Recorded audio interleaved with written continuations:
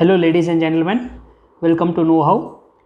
In this channel we will analyze topics related to economy, polity, climate change, social issues and science and technology. Today we will understand and analyze one of the important development that has happened in India. This development is especially important as it has faced 6 unsuccessful attempts since its introduction.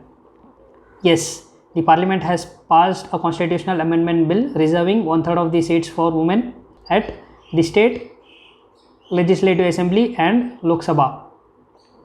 To understand why this bill was passed, let us first understand the political empowerment of women in India.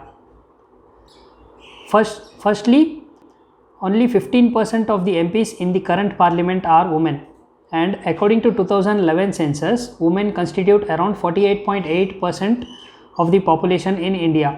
This means that 15% of the MPs represent 48% of the population and rest 85% of the MPs represent 51% of the population in India.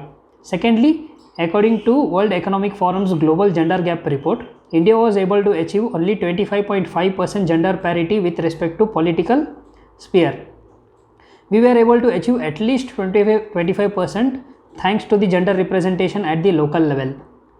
At the local level, women hold at least 40% of the total seats in the local bodies. Now, will this bill just be on the paper or will this bill have a real impact? Let's analyze. Firstly, due to the reservation, the representation of women in the Lok Sabha and State Legislative Assembly will certainly increase. And secondly, since the representation of women will increase in the State Legislative Assembly and the Lok Sabha, the bill that will be tabled in the Lok Sabha and State Legislative Assembly will be scrutinized, discussed, especially from the gender perspective.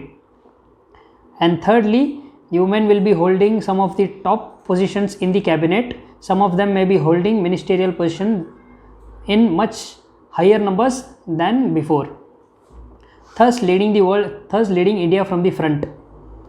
This bill does come with some of the problems. First thing is implementation part.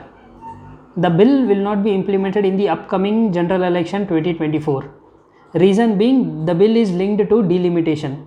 What is delimitation? Delimitation is an exercise of redrawing constituencies so that each MLA and each MP represents almost equal number of population in the legislation. According to the laws that are present in India, the next delimitation will happen only in the year 2026. So we can see implementation of 1/3 of reservation of seats for women in 2029 general election. Secondly, this legislation will restrict the choice of voters. To understand this, let us assume that there is a male candidate and a female candidate. Both of them wants to contest election from a single constituency, from the same constituency, and let us assume that the male candidate is the voters' favorite. Now, if the constituency is reserved for female, then the male candidate will not be able to contest election from that constituency.